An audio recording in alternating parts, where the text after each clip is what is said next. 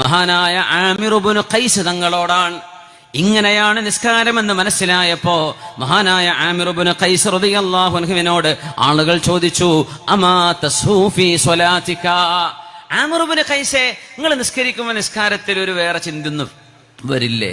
നിങ്ങൾ നിസ്കാരത്തിൽ മറവിയൊന്നും ഉണ്ടാവില്ലേ? നിങ്ങളുടെ നിസ്കാരം അത്ര ശ്രദ്ധയിലാണോ നിങ്ങൾ നിസ്കരിക്കുന്നത്?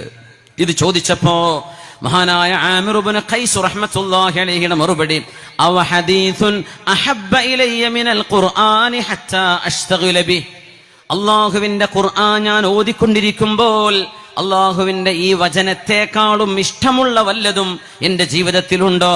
ഹൈഹാത്ത് ഹൈഹാത്ത് മുനാജാത്തുൽ ഹബീബ് തസ്തഗ്രിഖുൽ ഇഹ്സാസ്, മഹ്ബൂബിനോടുള്ള അഭിസംബോധന നമ്മുടെ എല്ലാ ചിന്തകളും മറപ്പിച്ചു കളയുന്നു.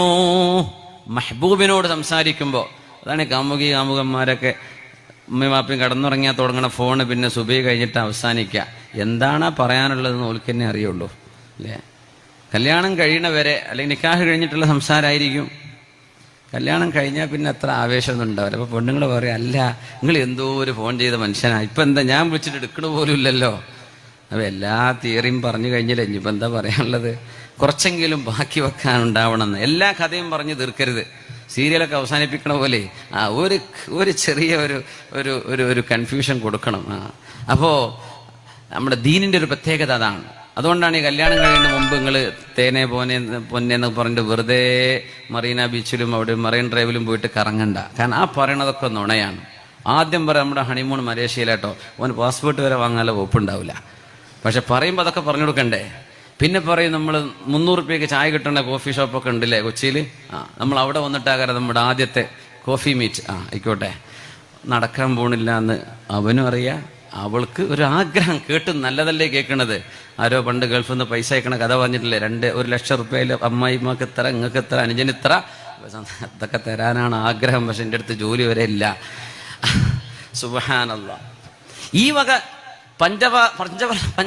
പഞ്ചസാര കലർന്ന വർത്തമാനങ്ങൾ പറയുമ്പോഴേ അതൊന്നും ഹഖീഖത്തല്ല.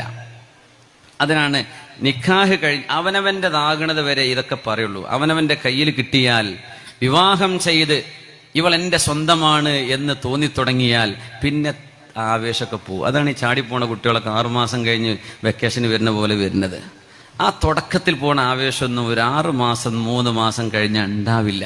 അതുവരെ ഇവർക്ക് തോന്നും, റബ്ബേ ഇവൻ എൻ്റെ ജീവനാണ്, മൈ താരെ തോടുക്കെ ലാവുങ്ക, മൈ ദുനിയ ഘുമാവുങ്ക, മൈ തുമേ ചാന്ദിലെ ജാവുങ്ക, അങ്ങനെയൊക്കെ പറയാം. അതൊക്കെ വെറുതെ പറയാം. ഓട്ടോറിക്ഷ വെച്ചിട്ട് അങ്കമാലിക്ക് പോകാൻ വകുപ്പുണ്ടാവില്ല. പക്ഷെ ഈ വർത്തമാനങ്ങളാ പറയാ. അതുകൊണ്ടാണ് അല്ലാഹു തആല അത് വേണ്ട, ആ വക സോഫ്റ്റ് കോർണറും സ്നേഹവും പ്രേമവും അതൊക്കെ എടുത്തു വെച്ച് കല്യാണം കഴിഞ്ഞ് നിന്റെ ഭാര്യയോട് അവൾ നിന്റേതാണെന്ന് ബോധ്യപ്പെടുമ്പോൾ സത്യസന്ധമായി നടക്കണത് പറഞ്ഞാൽ മതി. കാരണം കല്യാണം കഴിഞ്ഞാൽ പിന്നെ ഇത് പറഞ്ഞാൽ കുടുങ്ങിപ്പോവും.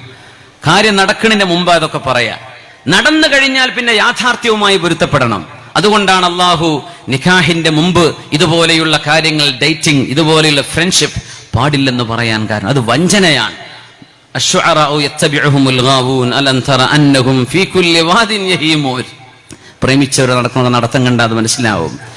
صلوا على النبي محمد وآله. اللهم صل على سيدنا محمد وعلى آل سيدنا محمد وبارك وسلم عليه.